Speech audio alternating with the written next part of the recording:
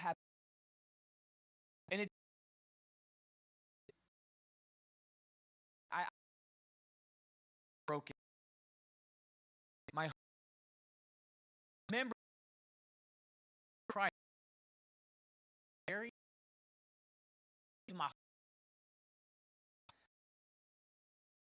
break.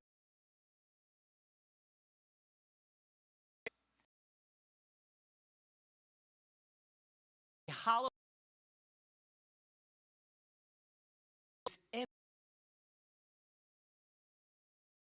ever felt test similar. Maybe it was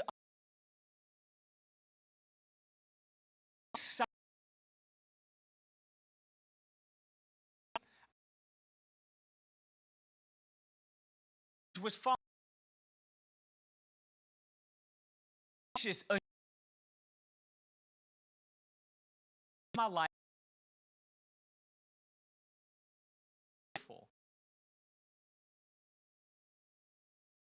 of this. You cannot run a race by merely looking backwards. You have to look forwards. You have got to look ahead. In Luke 9:62, Jesus gives us a very strong statement about looking back while moving forward. He says this, no one who puts a hand to the plow and looks back is fit for the kingdom of God. Is fit for service in the kingdom of God. What does that mean? If I was plowing a field, or rather, if I was mowing grass, if I'm mowing grass and I'm trying to mow it while pushing the mower backwards, what's going to happen? That's right, the line's going to get all jiggity-jaggedy, and it's not going to look very pretty. I'm going to go off course. You start to drift when your eyes are so focused on the past.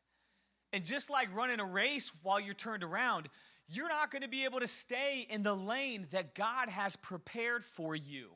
And so what am I trying to say here with this point? Gratitude that only lives in the past will eventually fade. I'll say it again. Gratitude that only lives in the past, it will eventually fade. And then so will your devotion to Jesus. Not because God is any less good, but because your memory grows more and more distant as you get further away from it. So what does Paul do? He says, quit looking at what's behind and start looking forward to what is ahead. And this leads me to my second point here. He shifts our focus forwards. Point number 2, if you're taking notes, Paul says this, I strain toward what is ahead. Everybody say ahead.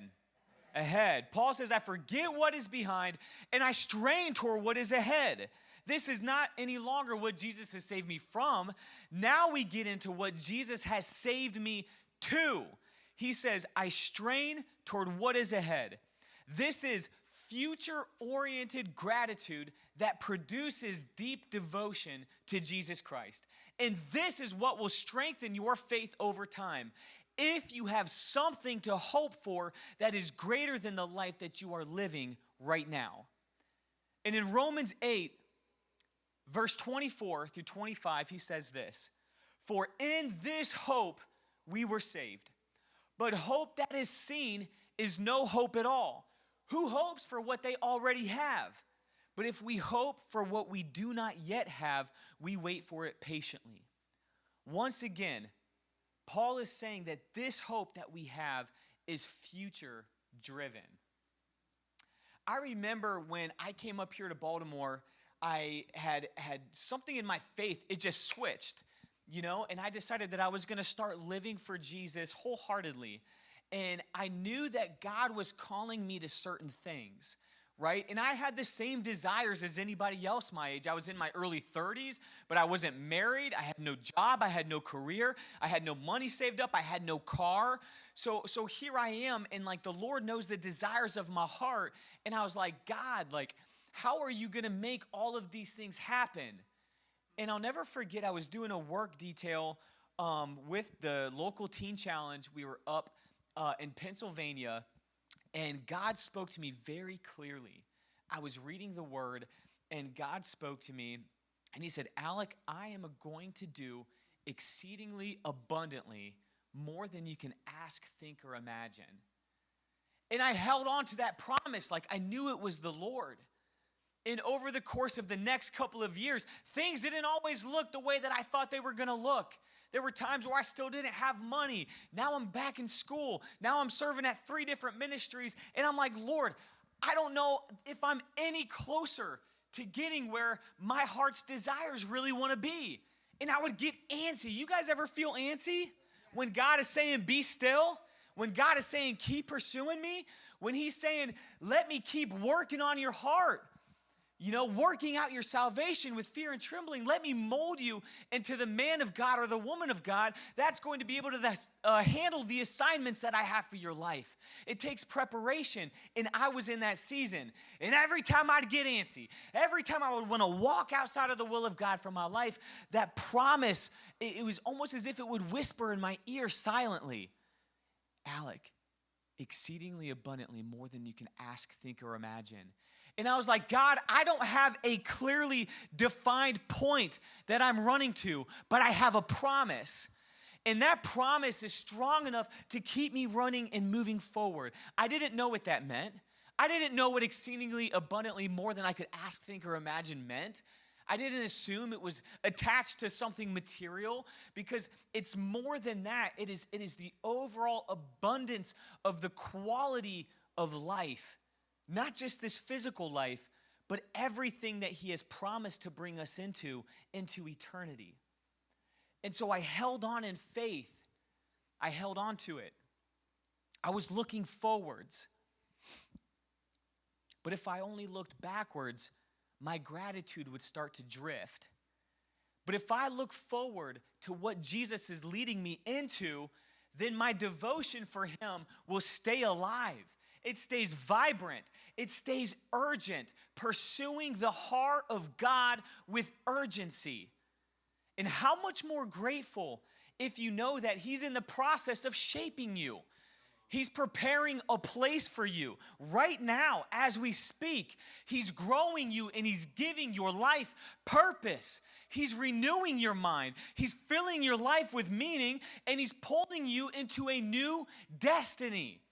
These are things that he's wanting you to set your eyes on, but they're things that we don't think about as often as we should because we can't get out of our past. These are the things, like you will always have something ahead of you pulling you closer to Jesus if you focus on the promises that he has for your life. And this is why Paul strains toward the future. Gratitude anchored in the future, it never stops growing. Gratitude anchored in the imperishable never stops growing. Therefore, devotion keeps on increasing. Let me ask you guys a question. I want to paint a little picture here for you guys. If a bear was chasing you, what would you do? Listen, I recently saw a video of a full-grown grizzly bear. Like, them things got to be, like 700 pounds more? Listen, I saw one break out in a full-on burst, a sprint. Let me tell you what, it don't matter whether you run or lay down. If a full-grown grizzly's coming at you, yeah, you really ain't got a chance. And I saw one climb a tree, too. How crazy is that? Listen, you ain't got no chance. But imagine that a bear is chasing you. What would you do? You would run, right? Okay, George wouldn't run, but most of us would run. Hopefully. Okay, George. For the sake of the illustration, if a bear is chasing me, I'm going to run. But imagine that somebody shows up and shoots the bear. Threat gone. Danger over. Why would I keep running like I'm being chased? Would you keep running like you're being chased if the threat is gone? Okay, maybe if you're scared, you're going to keep running. Oh my goodness gracious. Should have chose a different one. Well,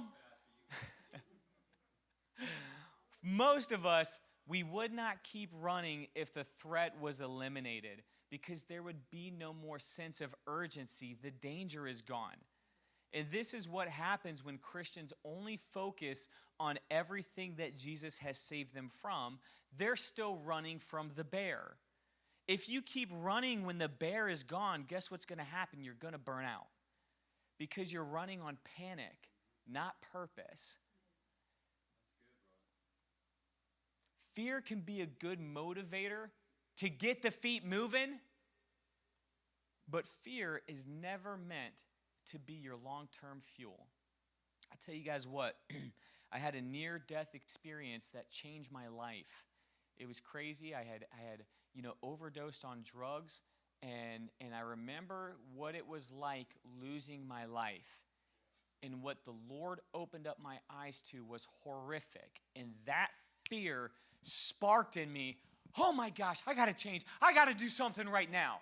I immediately, once I was better, once I was checked out of the hospital, I immediately went into a recovery program. And that fear was strong enough to get my feet moving, but it didn't keep me faithful for the long haul. Because over time, that fear started to go away. Once that sense of danger was gone, I had nothing pulling me forward. Fear is a terrible long-distance coach. But you want to know what's a great one? Anybody? I'm going to tell you. Huh? Purpose? I thought you said Starbucks. Oh my goodness. I know where Yvonne's thinking. Okay.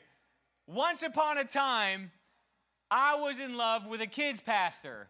We weren't even dating yet, but I'm trying to find this grand gesture of how I can let her know how much I care about her. So one day, she tells